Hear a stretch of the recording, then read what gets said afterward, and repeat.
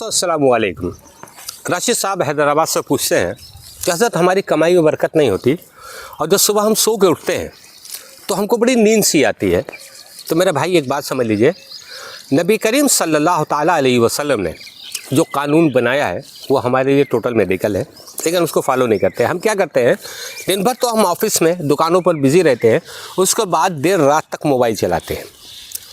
अब जाहिर सी बात है कि जो ये मोबाइल है इसकी वेव्स हमारे माइंड को पजल करती हैं और जो हम देर रात से सोएंगे तो जाहिर सी बात है कि सुबह हम देर से उठेंगे। आपने अपने बड़े बूढ़े वो एनी कास्ट, हिंदू हो, मुस्लिम हो, सिख हो, ईसाई हो, कोई भी, हमारी जो दादी परदादी नानी परनानी थी वो सुबह फज्र से पहले मतलब सूरज निकलने से पहले अपने दरवाजे को खोल देती थी। हिंदू धर्मशास्त्र में हो या मुस्लिम लॉ में हो, दोनों में बताया गया है कि सुबह जो है जब सूरज निकलने को होता है तो अल्लाह रब्बे करीम अपनी कुदरत से फरिश्ते भेजता है हमारी तरक्की, कामयाबी और रिस्क के लिए।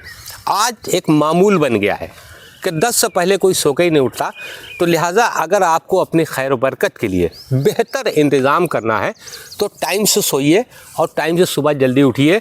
जो हमारे हिंदू भाई हैं वो सूर्य देवता को जल अर्पण करें, जो मुस्लिम भाई हैं सुबह फजर की नमाज़ पढ़ें, क्योंकि जब हम सुबह उठेंगे तो एटमॉस्फेयर बड़ा क्लियर होता है, तो जो ऑक्सीजन हमारी बॉडी को एब्जॉर्ब करता है उसमें हमको ताकत मिलती है और जब हमारी रिस्क की बरकत रहेगी तो हम उसे जब खाएंगे तो ताकत भी रहेगी। अब हम देर से उठते हैं, देर से उठने का मतलब ये है कि आलस होता है, नहाते धोते हैं जल्दी से फटाफट आऊँगा सीधा नाश्ता किया, आजकल वो चाइनीज़ फूड चल रहे हैं उसका नाश्ता किया और घर से निकल गए। अब बताइए ताकतें कहाँ से आएंगी, बरकत कहाँ से आएगी?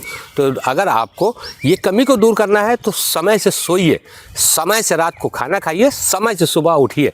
किसी भी नमाजी को या सुबह पंडित जी हमारे जो उठते हैं पूजा अर्चना के लिए, कभी उनको ना तो योगा की ज़रूरत पड़ी है ना हमारे किसी इमाम को योगा की ज़रूरत पड़ी है। आप देख लीजिए 80-80, 90-90 साल के पंडित और इमाम साहब होते हैं, उनका चश्मा नहीं लगता है, क्योंकि जब हम अल्लाह के हुजूर में, अपने रब के हुजूर में नाक को ऐसे दबाते हैं तो ब्लड प्रेशर ऑटोमेटिक कंट्रोल हो जाता है।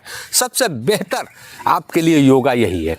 जब हम ईशा की नमाज़ पढ़ते हैं 17 रकातें इसीलिए रखी गई हैं कि जो हमारी बॉडी की मसाज है वो पूरी तरह हो जाती है। अब आप समझ लीजिए कि आपका देर से सोना और देर से उठना ये आपकी बेबरकती और बदन में लूजनेस रहना और मोबाइल का ज़्यादा इस्तेमाल हमारे दिमाग को पजल कर लेता है। हमारी जानकारी अच्छी लगी हो तो मेरे चैनल को सब्सक्राइब कीजिए और शेयर कीजिए, लाइक कीजिए ताकि हमारा हौसला बना रहे।